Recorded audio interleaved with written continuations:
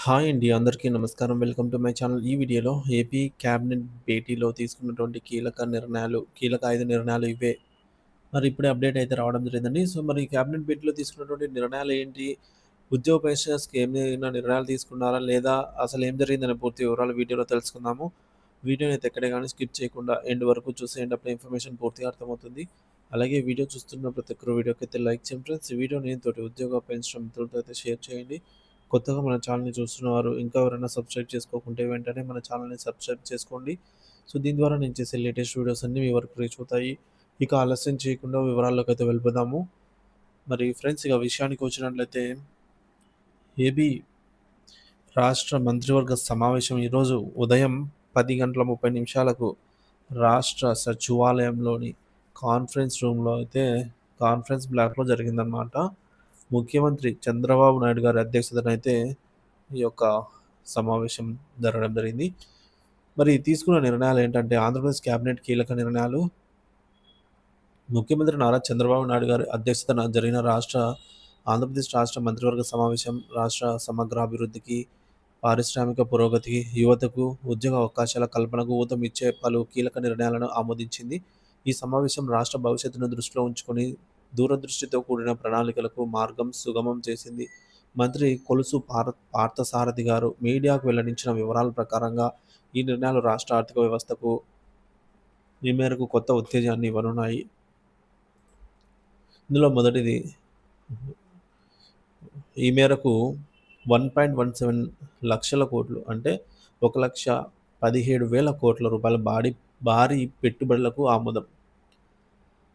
పారిశ్రామిక విప్లవానికి నాంది.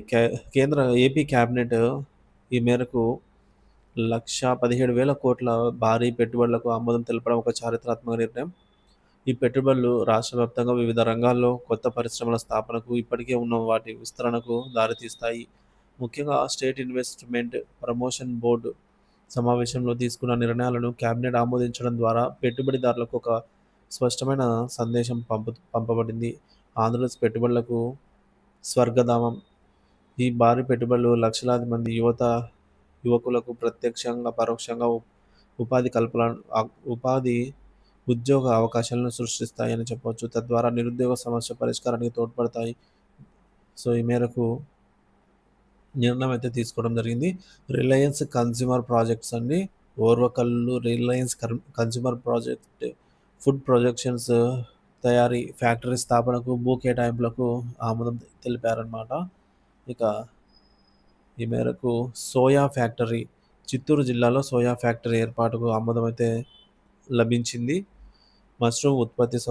కర్నూలులో మష్రూమ్ ఉత్పత్తి సౌకర్యాలను అయితే చేసేందుకు కేబినెట్ ఆమోదం తెలిపింది. సో, మరి అడ్వాన్స్డ్ కార్బన్ సంస్థ అనకాపల్లిలో అడ్వాన్స్డ్ కార్బన్ సంస్థ ఏర్పాటుకు అనుమతి అయితే లభించింది. ఇకపోతే ఆటోమేటిక్ కాంపోనెంట్ సంస్థ అనంతపురంలో ఆటోమేటిక్ కాంపోనెంట్ సంస్థ ఏర్పాటుకు కేబినెట్ అయితే ఆమోదం తెలిపింది. ఇక రెండవ వార్త ఏంటంటే శ్రీశైలం పుణ్యక్షేత్రం అభివృద్ధి, ఆధ్యాత్మిక పర్యటనకు పెద్దపీట.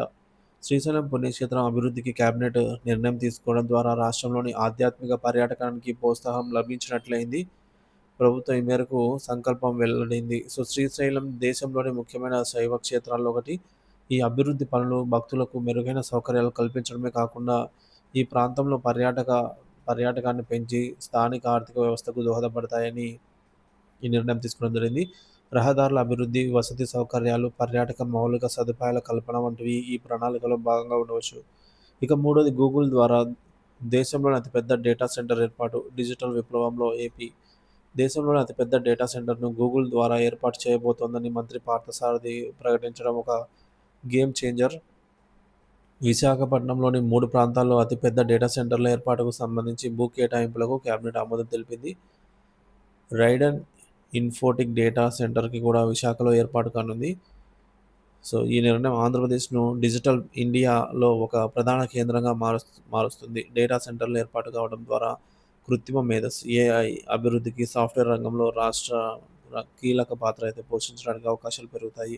ఇది భవిష్యత్తులో మరిన్ని డేటా సెంటర్లు రాష్ట్రానికి రావడానికి మార్గం సుగమమైతే చేస్తుంది. ఇక నాలుగోది పర్యాటక అభివృద్ధికి స్టార్ హోటల్స్ రిసార్ట్‌కు ఆమోదము. రాష్ట్ర అందాలను ప్రపంచానికి చాటి చెప్పడం, రాష్ట్రంలో ఉన్న సహజ వనరులను వినియోగించుకుంటూ పర్యాటకానికి అభివృద్ధి చేయడానికి కూటమి ప్రభుత్వం కట్టుబడి ఉంది.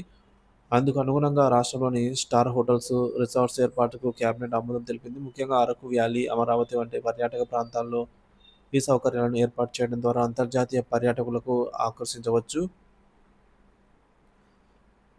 సో, తదుపరి సంక్షేమంతో పాటు రెవెన్యూ మార్గాల అన్వేషణ, సమతుల్యత అభివృద్ధి లక్ష్యం. సంక్షేమ పథకాలను అమలు చేస్తూనే రెవెన్యూ వచ్చే మార్గాలను చూడాల్సిన అవసరం ఉందని మంత్రి పార్థసారథి స్పష్టం చేశారు. ఇది ప్రభుత్వ సమతుల్యత విధానానికి నిదర్శనం అనైతే తెలియజేశారనమాట.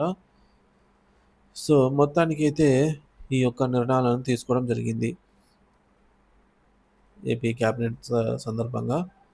ఇక సీఎం చంద్రబాబు నాయుడు గారి అధ్యక్షతన జరిగిన సచివాలయంలో ఏపీ మంత్రివర్గ సమావేశం ముగిసిందండి. ఈ సమావేశంలో ఈ యొక్క మనం ఇందాక చర్చించుకున్నటువంటి అంశాలకు ఆమోదం అయితే తెలిపారు. సో, మరి ప్రస్తుత ప్రభుత్వ పాలన ప్రారంభమైనప్పటి నుంచి ఉద్యోగులు ఎదుర్కొంటున్న సమస్యలపై నిర్లక్ష్య ధోరణి కొనసాగుతున్నట్టు తెలుస్తోంది. సో, నిన్నటి నుంచి కొన్ని మీడియా ఛానళ్లలో ఈరోజు జరిగిన కేబినెట్ సమావేశంలో డీఏ వచ్చే అవకాశం ఉందని ప్రచారం జరిగింది. న్యూస్ పేపర్లలో సైతం ఈ యొక్క ఒక డీఏ వస్తుంది అనైతే ప్రచురిత వార్త అయితే రావడం జరిగింది. కానీ దీపావళి ధమాకా పేరుతో కూడా కొన్ని అప్డేట్స్ అయితే వచ్చాయి. కానీ క్యాబినెట్ అనంతరం చూసినప్పుడు డీఏ కానీ, ఐఆర్ లేదా ఉద్యోగులకు సంబంధించి ఎటువంటి సానుకూల నిర్ణయం తీసుకోలేదని స్పష్టమవుతోంది. మరి ఉద్యోగుల ప్రస్తుత సమస్యలు చూసుకుంటే పెండింగ్ డీఏ బకాయిలు 2019 జూలై 1 నుంచి ఉద్యోగులకు 27% డీఏ ఇచ్చిన గత ప్రభుత్వం తీరును ఇప్పుడు కొనసాగించలేకపోవడం, ప్రస్తుతం ఉన్న డీఏ పెండింగ్‌లు ఇంకా పరిష్కారం కాకపోవడం లేదు. సిపిఎస్ ఉద్యోగుల ఖాతాల్లో 10% క్రెడిట్ చేయవలసిన చెల్లింపులు ఇంకా పెండింగ్‌లోనే ఉన్నాయి.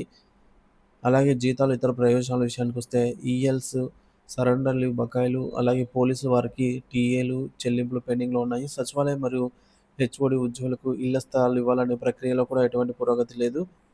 ఇకపోతే పీఆర్సీ ప్రక్రియ. గత ప్రభుత్వం నియమించిన పీఆర్సీ కమిషన్ రిజైన్ చేయడం, కొత్త కమిషన్ నియమించడంలో ఆలస్యం, ఉద్యోగులపై వివక్ష, అడిషనల్ సెక్రటరీ స్థాయి అధికారులు. సో, మరియు సీనియర్ ఉద్యోగులకు నిర్దిష్టమైన పోస్టులు ఇవ్వకపోవడం, కొందరికి అర్హత ఉన్నప్పటికీ ప్రమోషన్లు ఆపడం, ఇక పెండింగ్‌లో ఉన్న చెల్లింపులు. ప్రభుత్వం గతంలో పెండింగ్ బకాయిలను దశల వారీగా చెల్లించడానికి కార్యాచరణ చేసేవారు కానీ, ఇప్పుడు ఎటువంటి మీటింగ్‌లు లేదా చర్చలు నిర్వహించడం లేదు. ఇక ఉద్యోగుల డిమాండ్లు. ఉద్యోగులకు ఐఆర్ ప్రకటించాలని కోరుతున్నారు. పెండింగ్ బకాయిలు, ఈఎల్, సరెండర్ లీవ్స్ త్వరితగతిన చెల్లించాలని ప్రభుత్వాన్ని కోరుతున్నారు. సిపిఎస్ నిధులు ఉద్యోగుల ఖాతాల్లో జమ చేయాలని డిమాండ్ చేస్తున్నారు.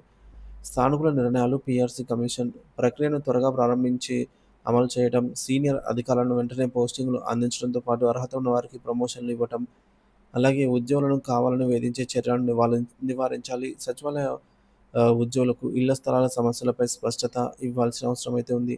ముఖ్యమంత్రి గారికి విజ్ఞప్తి. సానుకూల నిర్ణయాలు తీసుకొని ఉద్యోగుల పట్ల నమ్మకాన్ని నిలబెట్టాలి.